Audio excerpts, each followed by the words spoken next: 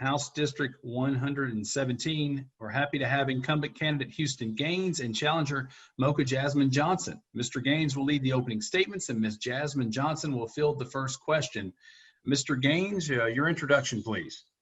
Great. Well, thank you, Tim, and thank you, Dylan and Jim, and the Jackson County Chamber of Commerce for hosting this forum. For those of you who I don't know on the line, I'm Houston Gaines, and I'm honored to serve our community as state representative for House District 117, which includes portions of Jackson, Barrow, Clark, and Oconee counties. Let me tell you first why I'm running for re-election. It's because I love our district and I want to continue building on the great progress we've made over the last 2 years. I know that we have more work to do. I'm proud of what we've accomplished in those first 2 legislative sessions, from meaningful healthcare reform to lower costs and increase access, historic criminal justice reform, legislation to curb the opioid epidemic, and to fight human trafficking. These are just a few of the items of legislation that I carried and worked on this year, in addition to a pay cut for politicians. Over the last several months, we've also seen our world turned upside down during the COVID-19 pandemic, which has presented serious challenges to our community's health and economic fortunes. Getting beyond this challenging time will remain my top priority. Over the last several months, our focus has shifted overnight almost to constituent services, helping individuals in our community who are struggling during this time. And so we continue to make that our top priority because we've got to address this health and economic crisis. And I know that together we're going to emerge stronger and rebuild better than ever at the end of this. And it's going to be groups like the Jackson County Chamber of Commerce that are going to continue to play a pivotal role in our recovery. And so I do really appreciate you all putting this forum on tonight, and I look forward to working with the chamber and our other local chambers to continue making our economy moving again. And look forward to certainly answering the questions this evening. So thank you so much, Tim. Thank you, Mr. Gaines. Your introduction, Ms. Johnson. Well, first and foremost, thank you for having me here tonight, for inviting me to share why I'm running for office and my perspective. My name is Mocha Jasmine Johnson. I'm an educator, activist, and entrepreneur who reside in Athens, Clark County. In 2016, my husband and I co-founded the Athens Anti-Discrimination Movement to fight back against all forms of discrimination when a local bar created a drink called Niggerita. This motivated me to jump into activism, and we organized our first protest on Martin Luther King holiday, attracting over 500 residents who joined us at UGA Arch. And since that time, I have been marching through the streets of Athens, Georgia for justice and equity. I have been in my community doing the work, and through my leadership, we now have an alcohol anti-discrimination ordinance, a local cash bill ordinance, and an inclusion office. I have worked with the Solicitor General to establish the pre-arrest diversion program to decrease incarceration and save tax dollars. I have served on Athens Clark County Board of Elections, and I currently serve as the co-chair for Athens Clark County Police Advisory Task Force. So why am I running for office? I'm running for office because our current good work is at risk. Our leadership has failed us and will continue to hinder us from truly making progress. I'm running for office to ensure that all Georgians have full access to healthcare coverage, that our education system is fully funded within House District 117, and to ensure that our rights are protected against various injustices. I'm running for office because it's time for change. Thank you very much, Ms. Johnson. You will get question number 1. The legislature passed Senate Bill 359, which limits liability for businesses arising from COVID infections. Some of that protection expires on July 14th, 2021. What is your perspective on this legislation, and how would you approach it? I think that we need to do everything that we can to make sure that our businesses have proper resources. We shouldn't be cutting budgets. I see businesses in Athens, Clark County closing. In Jackson County, also small business owners are struggling. I see various essential workers not knowing how they're going to make ends meet. So we need to make sure that enough resources are there to protect our essential workers, and enough resources are there to protect our business, to make sure that if they need sanitation stations, they have sanitation stations to make sure that everyone is safe.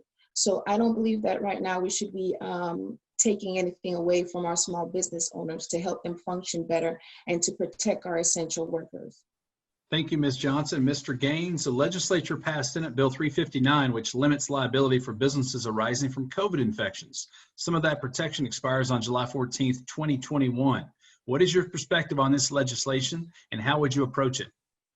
Sure. Well, I actually spent hours in the committee room. I was in the committee that piece of legislation moved through, and spent many hours on this piece of legislation during our term in the General Assembly over the last couple months. Of course, none of us would have ever expected that this issue would have come forward back in January, but it was an amended Senate bill that came back over to the House that we had a chance to work on in our committee. And I'll tell you, I had a chance recently to visit with a small business owner here in Athens, and he pointed to the sign on the door. That legislation allows small businesses to have protections from frivolous lawsuits, and so he talked about how important that legislation was to him to have his business open. He's a small business restaurant owner in Athens, and so I know that what we've got to do is support our small businesses because they have been decimated. And for me, I think that has got to be one of our top priorities moving in to next year, is doing all we can to support our small businesses, our job creators. And certainly I think protecting them from frivolous lawsuits is an important step forward. And so look forward to continue work on that legislation. As you said, it does expire. We'll have to certainly see where the pandemic is at that point. But we've got to do what we can to protect our small businesses. Thank you, Mr. Gaines. Ms. Johnson, you do get a rebuttal, 30 seconds in length if you'd like it. I would say I don't believe that there's enough protection there for our employees. COVID-19 isn't frivolous. A UGA worker died, and the lawsuit for someone's health is not frivolous. So I believe that we need to do everything that we possibly can, especially that the state of Georgia decided to open up. We have thousands of students within our county. We need to do everything to make sure that the employees are protected and that business owners have what they need to function and to protect their essential workers. Thank you very much. Mr. Gaines, you get question number 2. Going into last year, anticipating only a fairly mild economic contraction, Governor Kemp strongly favored budget cuts. What would your approach to the budget process this year be, and what are your priorities? Well, as you know, our only constitutional requirement each year is passing a balanced budget, and so certainly that is going to be a top priority moving into 2021 for fiscal year, doing the amended budget for FY21 and the full fiscal budget for FY22. And for me, this was a challenging budget, an extremely challenging budget.